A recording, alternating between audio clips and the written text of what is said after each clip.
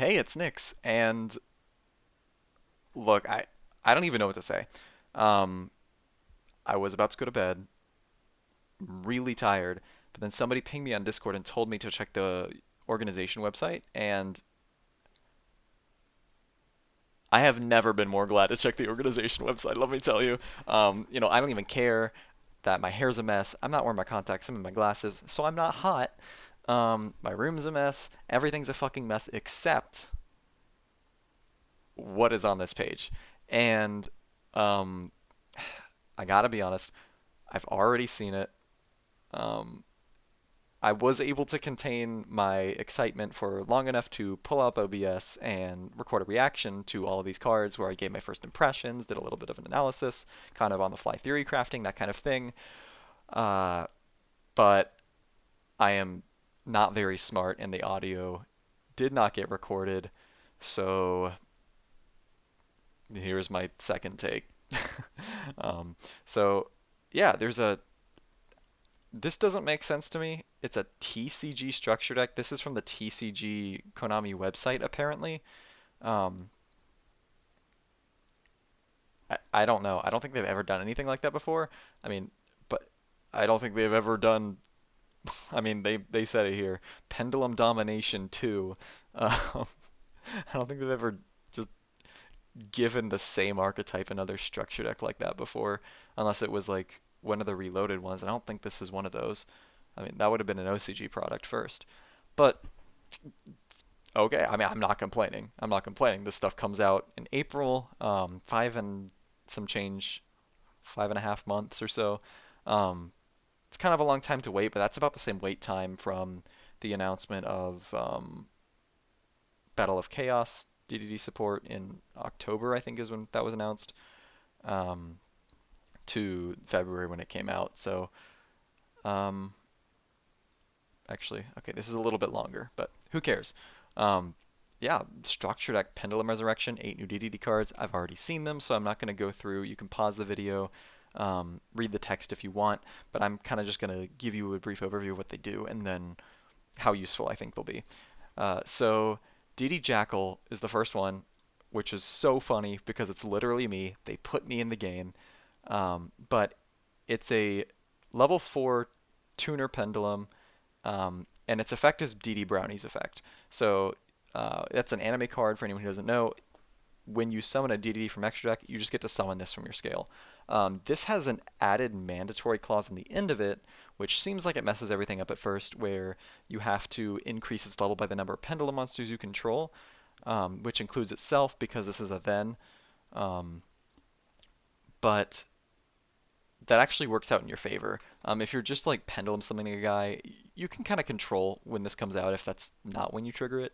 But you're basically going to want to make it a 6 every time and then synchro with a 4 to make probably High King Alexander because Bright Armageddon really only is useful for protecting Gilgamesh, and you're going to be doing this after resolving Gilgamesh, I assume.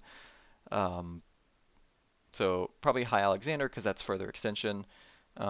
Because when you use it for a level 10 or higher, you get to search a dark contract. You can't make Baron with it, so it's kind of up in the air whether or not you're going to cut Orthros for this. But there are so many good DDD extra deck monsters. I'll spoil. There's one of each extra deck type. Yeah. Um, so you're probably going to be making a lot of extra deck space, which I think just because Gilgamesh archetype blocks you, you're probably going to start cutting non-archetype cards first. But we'll see. Uh, yeah, I think this is actually going to be like a staple move in your combo to scale Jackal off Gilgamesh, summon Jackal, make a 10 to search a contract. Um, I like that, I've seen the support already, so I know what it does. They give you a lot of ways to play within the archetype that you previously didn't have. So, which is one of the things this deck really needed. Um, but yeah, so next card, DDD Entropy King Samsara. It's a scale 7.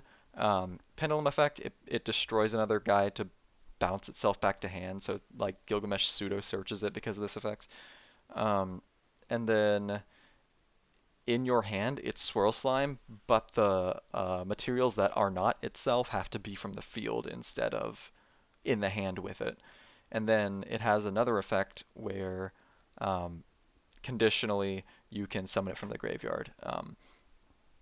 Uh, the second effect probably comes up in like one card combos or something, but or maybe when extending with this, which is kind of what I think this card is going to be used for mostly.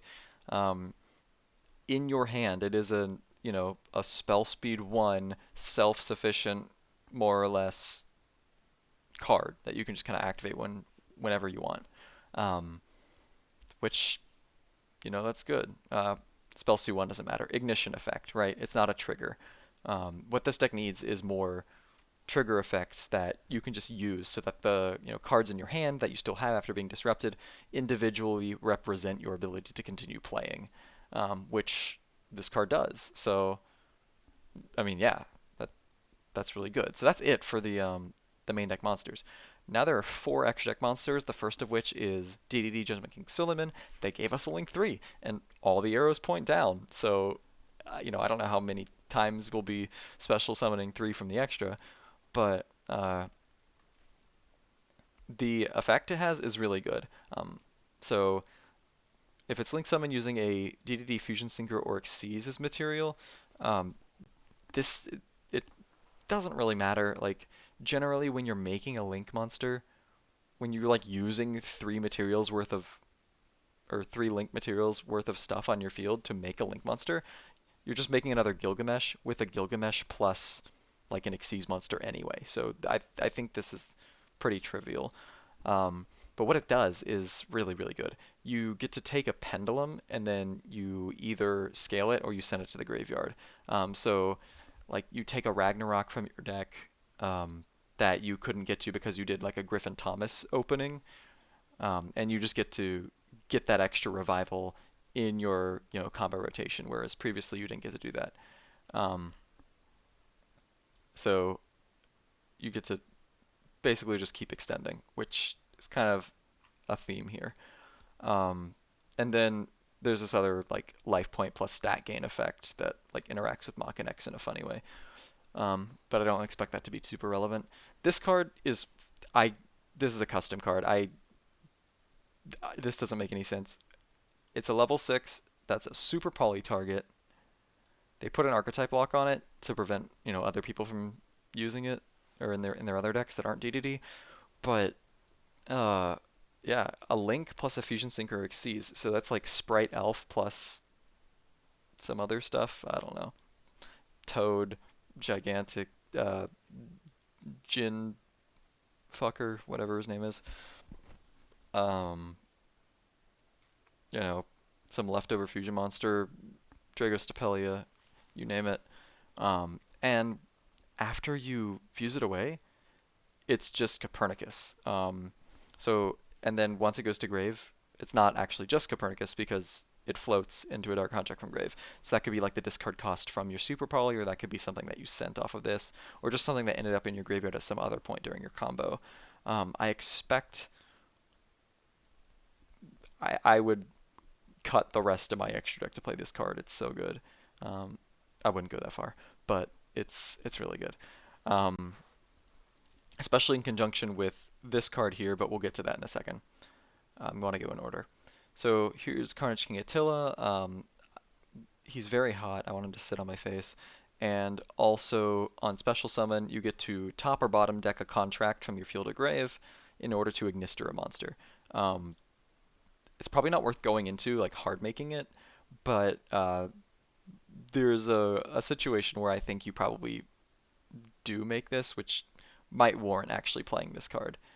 Maybe finding extra space for it. And it can summon itself back if you gain life points while it's in the grave, which is actually set up by the rank 8 King Achilles, who floats into life points. So that could like trigger this or whatever. But more importantly, it's a graveyard slash banished disruption. So when anything's activated in the grave or banished, you get to detach to negate and shuffle.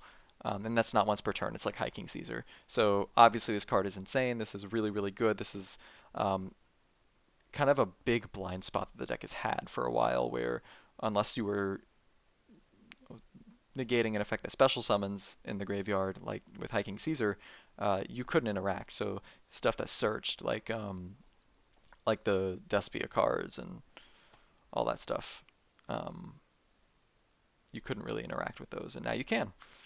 So I expect this card to be a staple of end boards. You probably are going to try to make this go pretty out of your way to make this, but I don't think that should be too difficult because Samsara exists. I think there's a reason that all those levels line up like that. Um, and then speaking of levels lining up, Dark Contract with the Forbidden Door is like the most broken thing I've ever read in my life, maybe. Um, so you get to cheat out a fusion monster just by banishing a DD from your deck with the same level. Its effects don't get negated. It has this like fake drawback where during the end phase it dies and you burn for its attack. That will never happen. Um, if that ever happens, it's because you're playing Oracle King Dark and you want to win in time. Like, it, if anything, it's to your benefit. Um, but I looked through the pool. The only thing you're going to want to be playing in this slot is DD Dog. You're going to be banishing DD Dog in order to summon this, and it just becomes a play starter. I'm like 112, that's too specific, 100% sure that this is going to be a one card combo, which is really, really good because I think Jackal also turns Kepler into a better one card combo than what we had previously, and you don't even have to play the Rage package. It's like condensed into that one card now, which is really, really cool. So it looks like there's a lot of consistency, and maybe we can finally make room to, play some of those more generic cards by cutting some of the chaff. Um, and we'll get rewarded for doing so because we have this as a super poly target now. So, um, yeah, this card's insane. It's a 1k damage or two. It doesn't really matter. Same with the trap. The trap is also really good.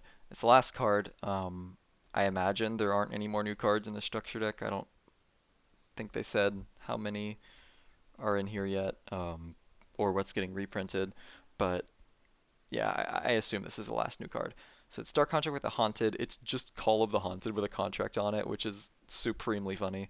Um, but it's a main phase effect on a trap, and it's whatever. Like it's still really good. Uh, you get to send DD pendulums from face effect check to the graveyard, including a tuner, to like kind of pseudo synchro summon. Um, it's like synchro summoning using face up pendulums in your extra, which I think this card is really good because not only is it like a really a chainable trap that like helps you do Siegfried setups to stop Dark Ruler no more, but it also just brings out Attila whenever you want to Ignister a guy. And like worst case scenario, you put this back as your not cost, but the on effect cost, the drawback of Attila. You just you can use this if you want, if you don't have anything else engraved to put back. So yeah, I mean it basically just combos to give you either Siegfried or an Ignister effect at quick speed. So yeah, all in all, uh, I mean I'm still in shock that this exists. I never in a million years thought we'd get a Pendulum Domination 2. But yeah, it looks like come April, I mean that's a lot of time for power creep to take effect.